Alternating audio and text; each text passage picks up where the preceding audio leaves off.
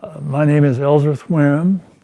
I'm a cardiothoracic surgeon and practice that as my specialty all my professional life. I'm 98 years of age, and I practiced cardiothoracic surgery until I was 95. I first tried to be active by working around my yard, doing my pruning of my bushes, and I mow my own lawn, and so I try to get a little exercise doing that. As far as my dietary program is concerned, I happen to be a vegan. I've been a vegan now for about half my life. I think that that's a healthy form of nutrition. I try to maintain a calm approach to the problems of life and not worry and fret over problems that come along. I get a good night's sleep, and if I feel like it, I take a nap during the day. So I really try to be calm, as careful as I can in preserving what energy I have. I quit work when I was 95.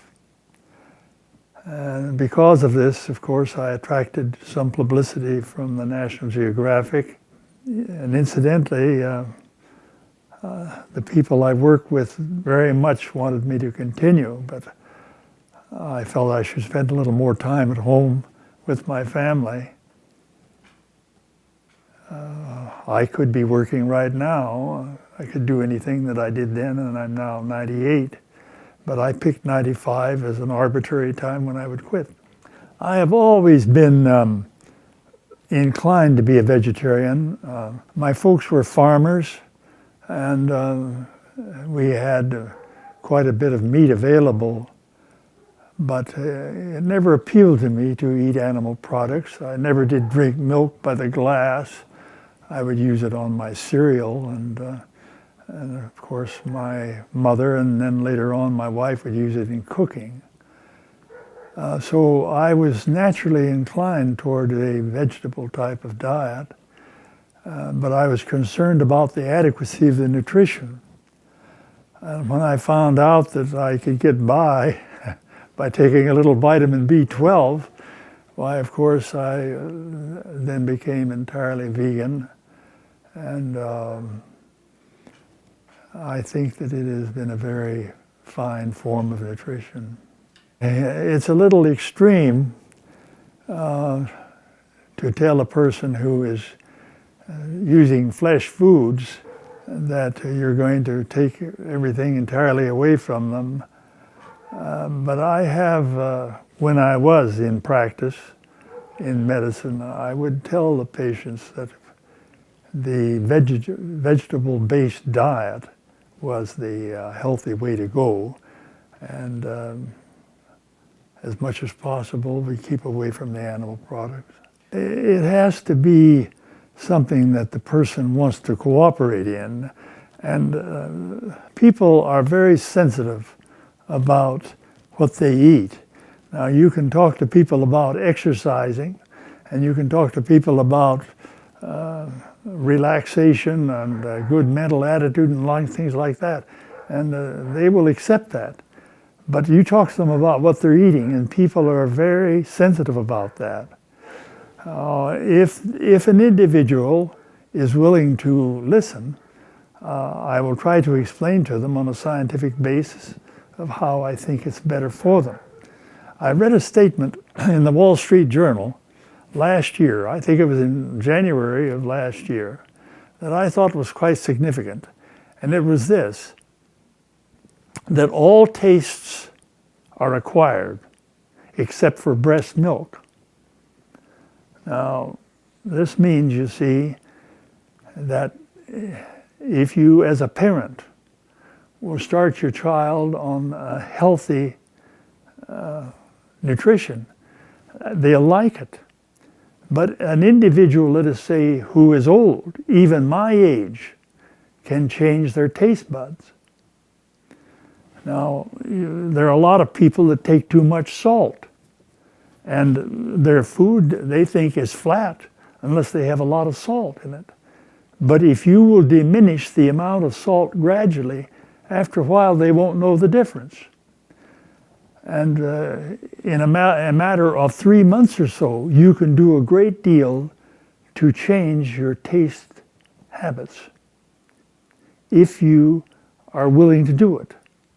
If a person is willing to go through the change and give himself time, he will enjoy foods that are healthy for him. As you know, cholesterol is the chief problem you have to be concerned about as far as developing coronary occlusion and coronary disease is concerned. If your cholesterol is under 140, very, very seldom that anybody has a heart attack with a cholesterol of 140. Now, the factors that influence your cholesterol are things that we should know about. And one of the factors is the amount of saturated fat. And most animal fat is saturated, whereas the vegetable fat is unsaturated or monosaturated. So you have to avoid the animal fats. Now, there are those scientists, including Dr. Colin Campbell of Cornell University, that say that animal proteins will also affect your cholesterol, not just the fat. In other words, you pour off the cream off your milk and drink the skim milk. Even the casein of the milk will raise your cholesterol. And then people say also high intake of sugar will affect your cholesterol. So if you can keep your cholesterol under 140, your chances of developing coronary disease are very small. Exercise is beneficial in reducing your cholesterol. But if you're taking in a considerable amount of saturated fat, you can't exercise enough to lower it as much as it should be lowered. The easiest way to get your cholesterol down is to watch what you eat. Now, you can lower your cholesterol by exercise, but I'm talking about, 15 or 20 milligrams per cent, something like that. But if you get on a vegan diet, which is low fat, you can drop it much more. When we went abroad, we had an open heart surgery team that this would be maybe a dozen to 24 people that would go with the team and do open heart surgery in overseas countries. But this was back 50 years ago, you see, when open heart surgery is first starting out. Now, there's no need to do anything like that. Now, most of the surgery we did when we went abroad, it was for congenital heart disease, that is defects of the heart with which a person is born, holes in the heart, malformations of the valves and so forth. And the other was valvular heart disease due to rheumatic fever. We didn't do very many coronary cases when we went overseas. Coronary disease is a disease of the more developed countries. That's being a little bit discriminatory, I presume, but America, undoubtedly, in my opinion, has been the leader in the development of coronary disease. I mean, in development of treatment of heart disease. And I think has also led out in the research of the cause of the disease. We have a lot of information in this country which is not being applied, which would greatly reduce the incidence we have of coronary disease. I don't know whether you've been following the news, but Mayor Bloomberg of New York has,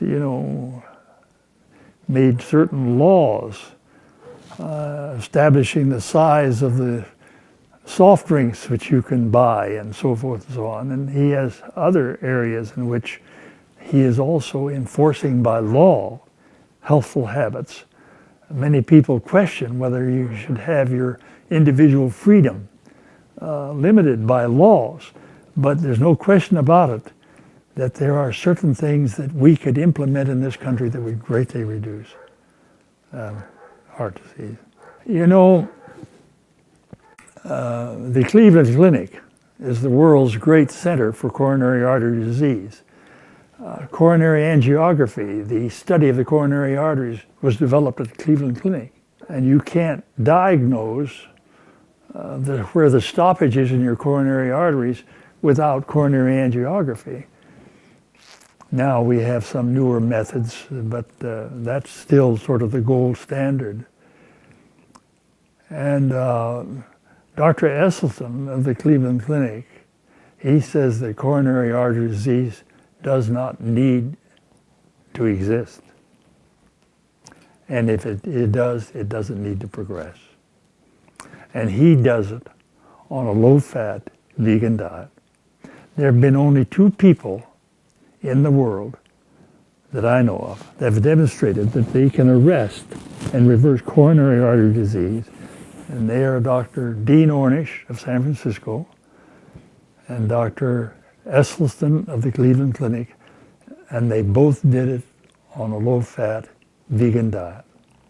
If you go on a low-fat vegan diet and you exercise, your chances of developing coronary disease will be very low. Get that cholesterol under 140, and you can.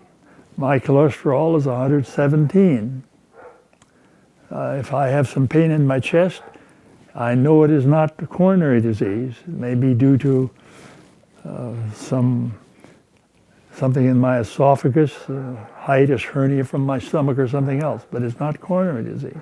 Because at 117, I'm not going to develop it. Anybody can do those things. Very simple.